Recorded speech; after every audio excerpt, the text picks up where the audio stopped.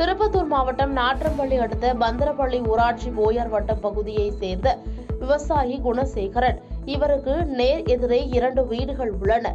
இந்நிலையில் நேற்று இரவு ஒரே வீட்டில் குணசேகரன் குடும்பத்தினருடன் தூங்கிக் கொண்டிருந்தார். இதை அறிந்த மர்ம நபர் வீட்டின் தாழ்பாலில் யாரும் வெளியே வராதது போல் புடவையை கட்டிவிட்டு மற்றொரு வீட்டில் இருந்த பீரோவை உடைத்து 15,000 பணம் மற்றும் வீட்டின் வெளியே நிறுத்தப்பட்டிருந்த இருசக்கர வாகனத்தை திருடிச் சென்றுள்ளனர். அதேபோல் அதே பகுதியைச் சேர்ந்த சிவகுமார் என்பவருடைய வீட்டில் பீரோவை உடைத்து 7,000 ரூபாய் பணத்தை திருடிச் சென்றுள்ளனர். மேலும் இந்த சம்பவம் குறித்து நாற்றம்பள்ளி போலீசார் வழக்குப்பதிவு செய்து விசாரணை மேற்கொண்டு வருகின்றனர்.